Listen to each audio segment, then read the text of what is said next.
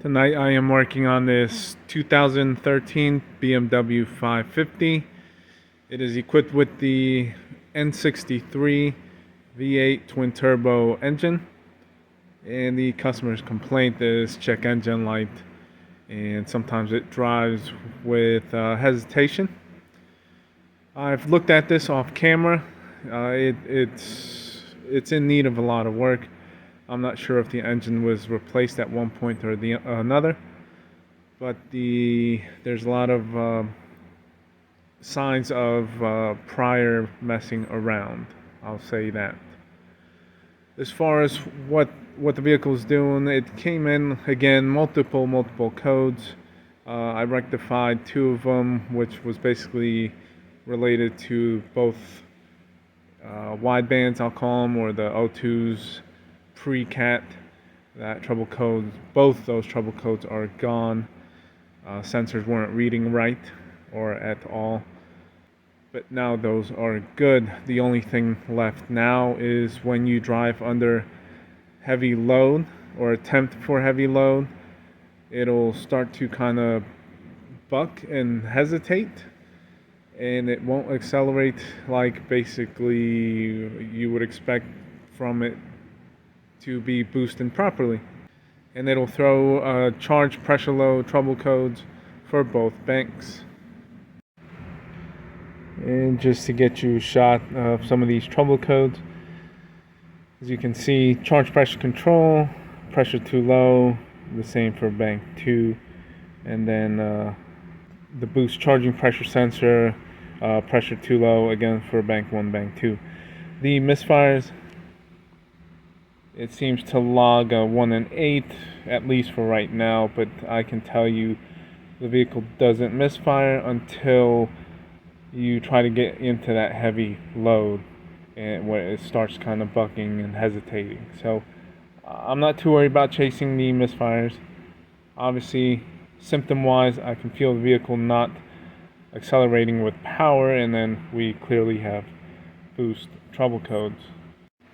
So in the past, I have been able to kind of get a good clear picture of trying to diagnose these with a scope, and that is what I am attempting to do. I haven't done it on the N63s. I've done them on the N55, N20s, N54s, so on and so forth. Actually, other makes also, some Mazdas that I can think of where the turbos break. But mainly, being that this has a vacuum actuated wastegate that is controlled by a basically wastegate solenoid type of deal that is pulse width, and it's one per bank for each turbo. And the bad thing about these engines is you cannot access anything on the intake plenum to basically tap in for yourself to measure the boost pressure. So what I am deciding to do, as to how I usually do them, the way I'd like to go about it is tap into the vacuum line, go into the wastegate, and then watch the duty cycle of that wastegate control solenoid. So that is what I am going to tap into. Right now, unfortunately, I can only tap into one vacuum line for one of the turbos, and that is going to be for this driver side, which is bank 2. Passenger side, I cannot access the vacuum line easily.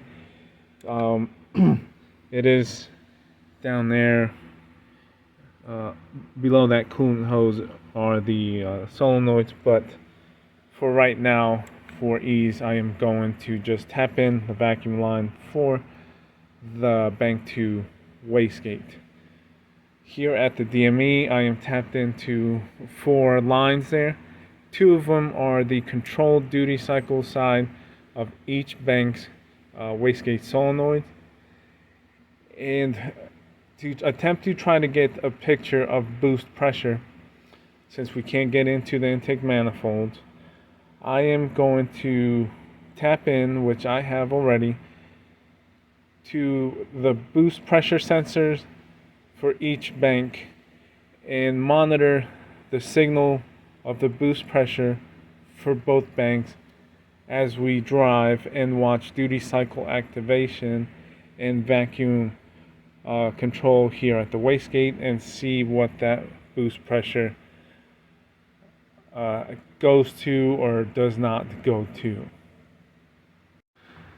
So just to show the setup that I've got, the black vacuum line there connected to my white T fitting or Y fitting is the supply going to the actual diaphragm for the wastegate on the turbo. So I am tapping in there, which is the feed to the turbo, and then one nipple is going to go to transducer, the other is going to continue to the turbo wastegate.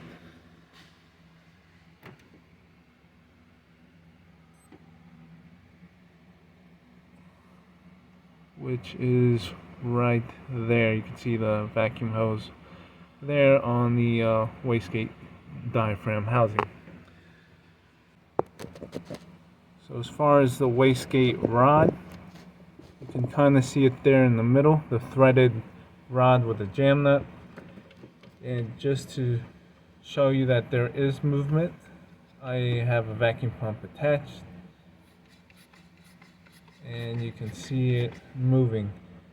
I believe the vacuum level is around 13 or 14 inches, which I've got now, and it is holding.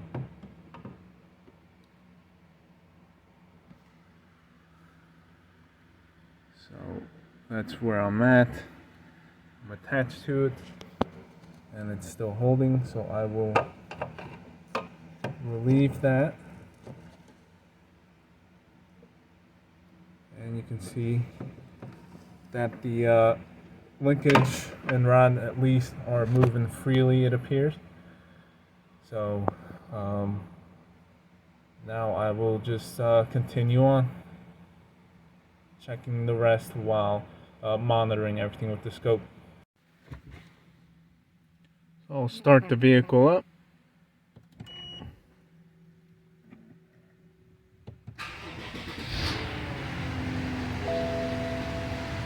As far as my channels, the two at the bottom is going to be the blue and red. Those are my boost pressure sensors. As far as the green and yellow, which are they're overlapping, that's going to be the duty cycles. And then the purple is the vacuum at the wastegate. As you can see, we just heard the idle change, so looking like it's changing or controlling it's changing the levels here at idle. Now I will have to put you down and take a test drive and see what kind of information we get. Okay, so I wanted to show you this. I just keyed it up. As you can see, so the red and blue key on, that's the level for the boost pressure sensor. This is the duty, which right now just key on, it's voltage supplied to the solenoid, not being activated. As far as scan data, these, I know they state where their supposed placement is. I can tell you right now, key on, engine off. This is what it says. Just to try to identify, I unplugged one of the boost pressure sensors, the bank 2, and none of these figures ever changed. Not key on, not engine running. So the one thing I wanted to show, I guess, besides that, is check your duty. So now we're gonna idle. We have duty control down at the bottom. You can see that the vacuum came down, so it means we're opening the solenoid, bringing vacuum to the wastegate, which pulls it closed shut. And right there, the duty is 43, and I'm gonna key it off. Watch. So just to show you, so 0, we know that's the 0 point, and I'll stop it there.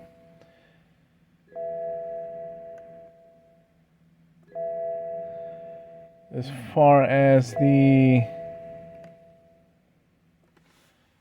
level, supposedly over 8.5 at idle on the boost pressure sensor. And I will show you what the duty is here.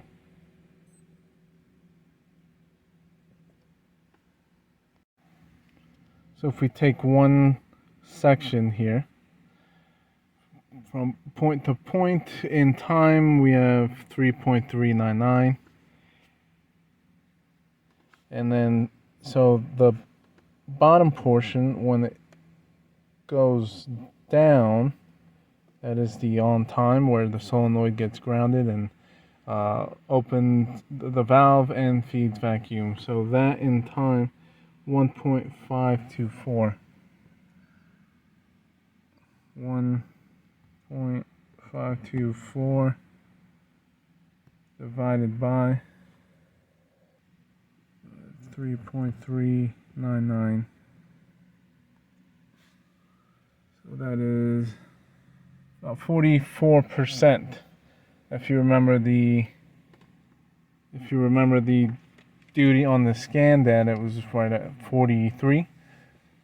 And this is again right before we shut it off, as I was showing you on the scanner at the shutoff point what the duty was. So as far as what we're measuring, that is correct. What the DME is wanting at idle, which I believe I read on either service information or somewhere, that I think idle is supposed to be somewhere around the 50% range for duty. So I'd say we're close. We're definitely matching scan data as far as, again, on the actual solenoid. But I'm curious about that PSI level. Even on, if we go at this point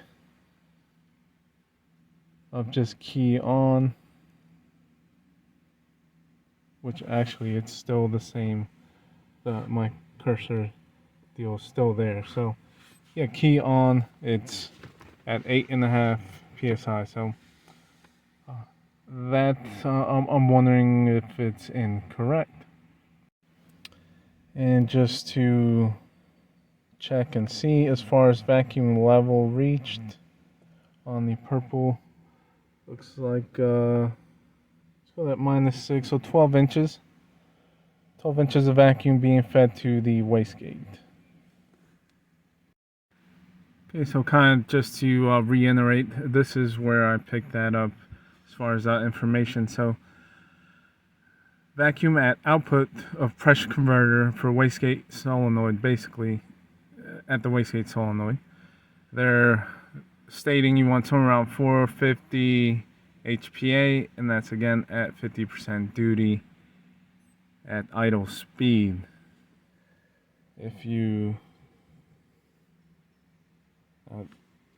just to show you, if you get online, 450 HPA, 6.5 psi, double that, that is 13 inches.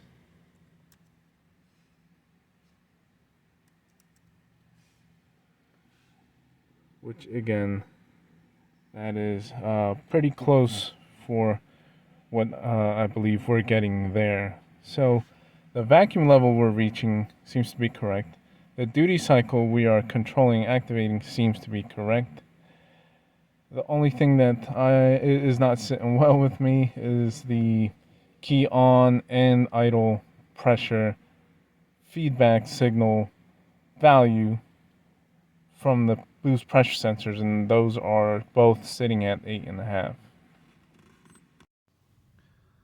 So here's another quick breakdown of the waveform. This is when we are faulted and having the trouble code. So this is when we have vacuum being applied when it drops down. Most importantly, here at this point, obviously you can see in the red and blue, this is when pressure rises, boost pressure. And the wastegate gets pulled in, shut with vacuum, so that's where we apply vacuum. Both duties for both banks are doing the same, which are raising the pressures for both sides. So vacuum comes in, shuts the wastegate, builds boost, and then releases vacuum to open the wastegate valve, which then drops the boost pressure. As far as the levels, like what we said, both the red and blue baseline deal, like we saw before. This one's at just under 9, which the red is right there next to it. And then let's see, the boost level averaged out somewhere in the 19.7. So here is a shot of what I decided to do. I was able to get access to a spare used boost sensor that was mounted on the intercooler. And what I ended up having to do was, now this N63 is from 2013. The sensor is off of 2010. The connector clip is different from the 13, which is this one, compared to the 2010. So, but I checked the specs and the pinouts. The pinouts are the same as far as power, ground, and signal. And the specs for the scaling is actually the same. Just different connector, different style, different structure a little bit internally. But what I did was I installed it. And you can see the 3 wires that I set in there, and then I've got them with my thin, real fine, so I'm not spreading terminals. I've got the 3 leads, and then I got them tied into the pinouts that I've got. And so I'm going to just key on. So I'm going to compare this one to this one in different situations, meaning key on, engine running, engine driving, and then be able to get a better idea of what's going on if it's a true sensor issue. So I've got the new sensor installed. I'm going to go ahead and clear all the code and then test drive it and see if we get a boost code for only bank 1. So there we are, key on.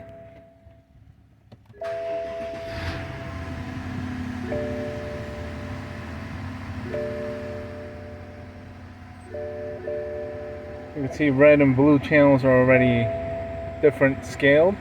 So there's a difference there. So I'm going to go ahead and drive it and see what we get.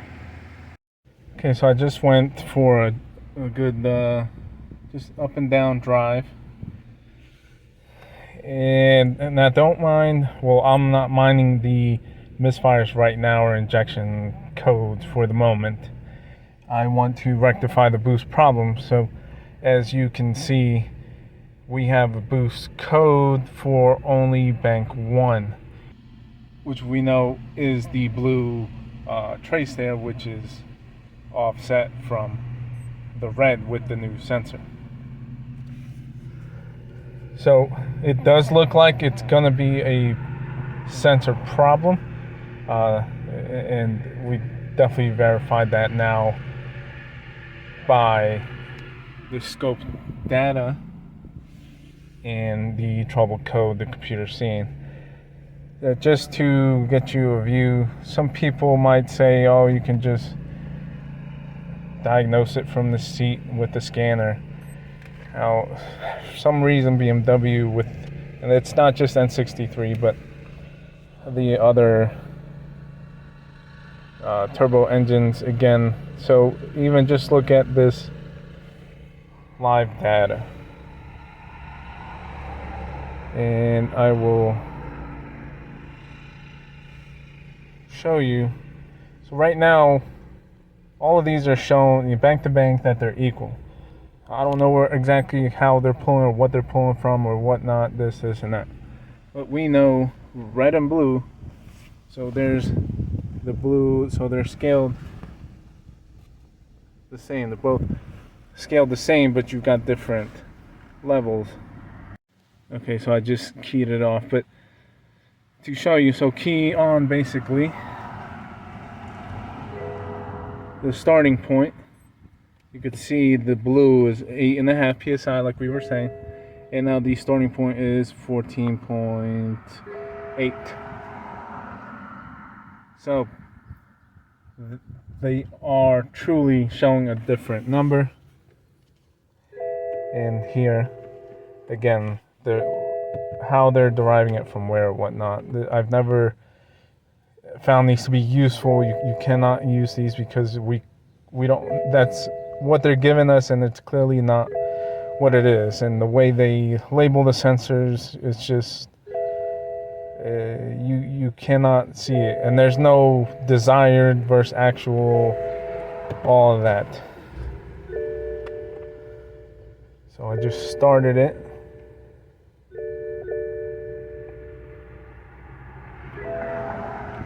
So I just started it again. You see vacuum being pulled down in purple. And at idle again, just atmospheric pretty much. There's no vacuum or boost in the intercoolers. Just running air. Non-pressurized air, I should say, I guess. And again, different levels. And trust me, if I'll show you again by driving this, and I can show you what the data on the scanner looks like compared to the scope.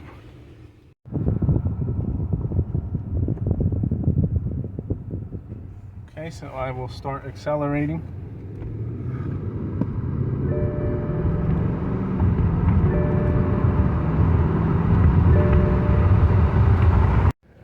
So this scan data is the run for this acceleration point.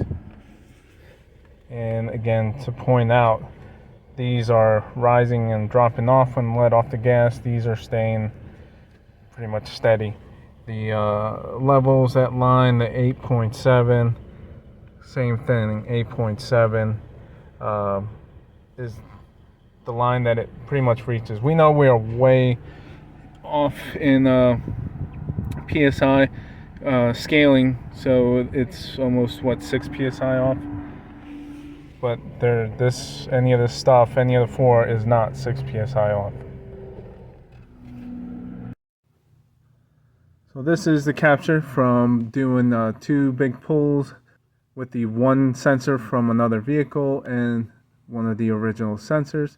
We'll just take a look at this point. The big thing again to point out is the baselines for both sensors. We'll take a look at that. So bank 1 compared to the red in bank 2. So we are again 8.5-ish, and then about 15 as far as the baseline. So it looks like the red bank 2 with the sensor from the other vehicle, its starting base point is basically atmospheric, and it's reading right at the high 14s, 15 range, and then it'll go up from there once it builds boost. This one, the one with the bad lower reading, is again about the 8 and change, so we're about, let's call it 6 psi already too low.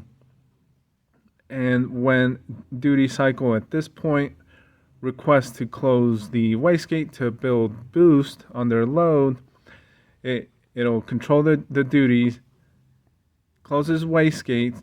We get full vacuum now to shut the wastegate valve to build boost. Now we pressurize on the intake charge pipes, which we know we are building pressure on both sides. We're most likely, I bet we're building the same amount of physical pressure, but we are being displayed two different readings now. Before, we were being displayed a reading that's lower than the actual one. Again, I'm going to assume somewhere probably close to the 6 psi range lower, since that's our starting point difference. If we get average, so 17 to 22, so yeah, about the 5 to 6 range, depends where you take a measurement. So there is where we are generating our code or codes for too low of boost. It's not from anything else, it's from bad reading sensors.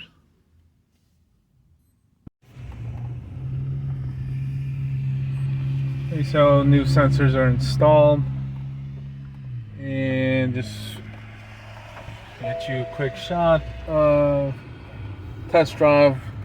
I don't have the purple channel because my I just took the transducer out. I'll close the hood. I'm gonna drive. Just watch the pressures.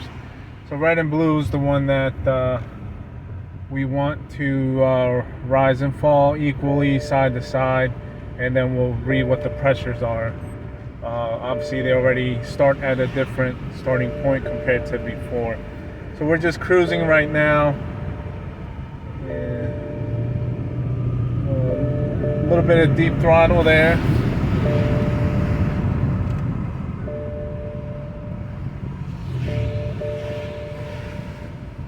And both look to be climbing about the same, which is good. Vehicle feels good.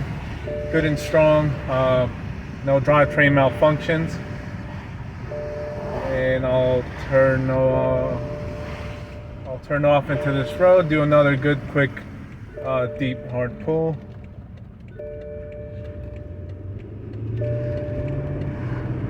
and there.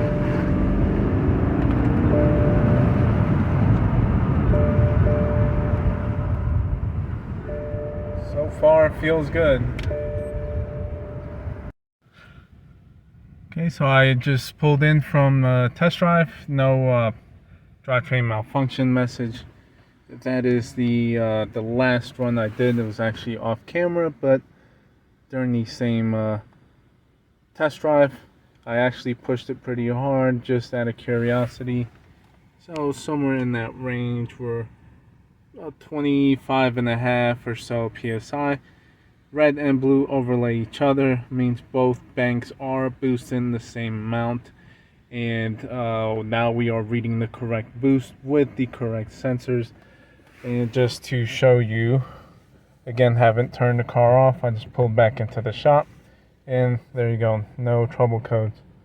So everything is good and happy as far as DME, engine malfunction, error codes.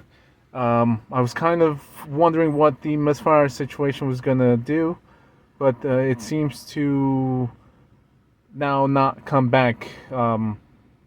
Before, even when I had one good sensor and one bad one, it was misfiring or going into misfire mode. But now with both reading correctly, and I guess everything mixture-wise with boost and everything that it sees, no more misfires under load as well. So that the sensor issue actually took care of multiple issues. So there you go, guys. Now this one's completely finished. No more drivetrain problems and issues. Again, as I stated before, it had multiple codes in the DME, starting with bad air-fuel ratio sensors, which I replaced. That took care of that. Then we had boost problems with misfire codes. If you saw scan data on this one, for me personally, does not give me any help or direction. As you can see with the 4 data pits, 4 pressure sensors, did not make any difference whether I unplugged the sensor. The value stayed the same as far as what they displayed when driving or idling.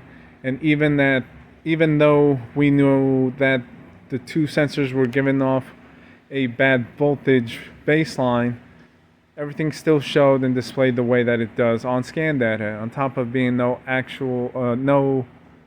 top of there being no desired PID compared to actual, it didn't help. But even again, the actuals we were reading were not literally coinciding with what we had going on physically that we were measuring. So for me, this is why I rely more on directly measuring on the scope and tapping into as many things that I can to get basically the same type of measurements that you're trying to pull up with the scanner.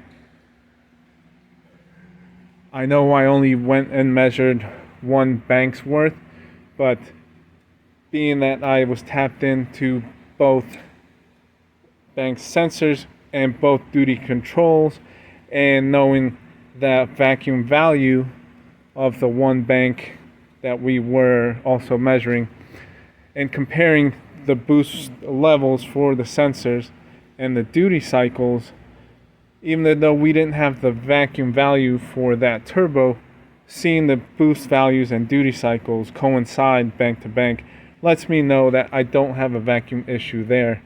But we were able to verify that we do have vacuum supply from duty cycle, physical vacuum supply, by measuring the vacuum. It's an added measurement that helps us verify the whole operation.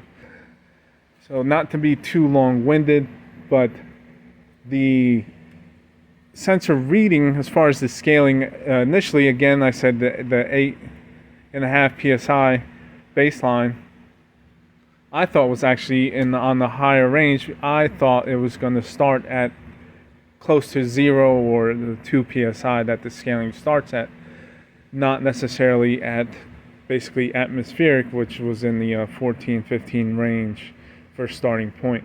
So the way this works out, again, baseline reading starting off on idle or atmospheric with key on was lower than the 14-15 psi, so we were about 6-7 psi lower to start off with.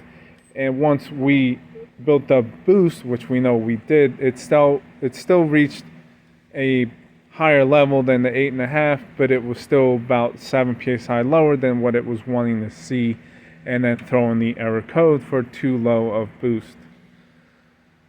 Being that we diagnosed the way we did, verified everything, and went with our gut by seeing a wrong value on key on, helps avoid spending money in the wrong places, like turbos or opening up vacuum lines, or flip-flopping or switching the solenoids. This is a good way of verifying everything and avoiding incorrect parts to be installed. And again, all of that rectified the whole misfiring that it was causing also. So again, as always, I hope you took some useful information away from this one, and I thank you so much for watching and following along. So this customer will be now notified. He'll be happy that it's not too expensive with hard parts, but most important thing is that everything is running good. So thank you, and that's it for this one. Until we move on to the next one, I'll see you then.